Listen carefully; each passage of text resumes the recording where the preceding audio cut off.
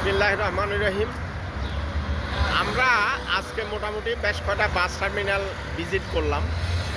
আমরা দেখছি গতবারের মতোই ঠিক অতিরিক্ত ভাড়া আদায়ের নৈরাজ্য চলছে।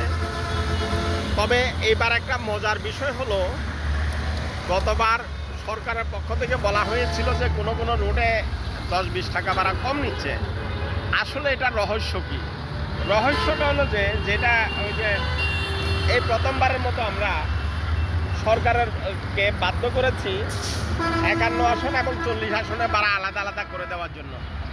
51 আসন এবং 40 আসন যখন আলাদা আলাদা ভাড়ার তালিকা তৈরি হলো, বিআরটিএর পক্ষ থেকে এটা লাগানো হলো, এখন দেখতে পাচ্ছি 51 আসনের বাসেই 40 আসনের ভাড়া আদায় করছে। ফলে যদি এই যে দেখেন ঢাকা থেকে কক্সবাজার 51 আসনে বাসের ভাড়া 900 টাকা আর 40 আসনে ভাড়া 1148 টাকা। এখন যদি এখানে 48 টাকা কম নিয়ে মন্ত্রীর সামনে কম নিয়ে বলা হয় যে আমি কম নিচ্ছি, তাও কিন্তু আপনি দেখবেন 250 টাকা বাড়তি নিচ্ছে। এটা একটা বিষয়, এটা আমরা 2 দিন আগে পর্যন্ত দেখেছি।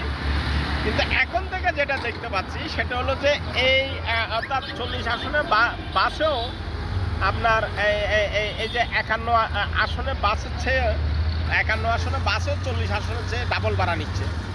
অর্থাৎ ভাড়ার হারটা এই যে ঈদ যত কাছে আসে তত পরিমাণ বেড়ে যায়, ঈদ যাতে যত কাছে আসে তত পরিমাণ বেড়ে যায়। তবে আজকের আমার এই ভিডিওর মাধ্যমে নির্বাহী ম্যাজিস্ট্রেট হিসেবে যারা দায়িত্ব পালন করছেন, বিআরটিএর যারা পরিদর্শকরা টার্মিনালে মনিটরিংয়ের দায়িত্বে আছেন, তাদের কাছে অনুরোধ, আপনি কোন বাসে কত ভাড়া নিচ্ছে এটা আসলে উনি কি এই বাসটি কি 51 আসনের বাস নাকি 40 আসনের বাস, এটা আগে দেখবেন।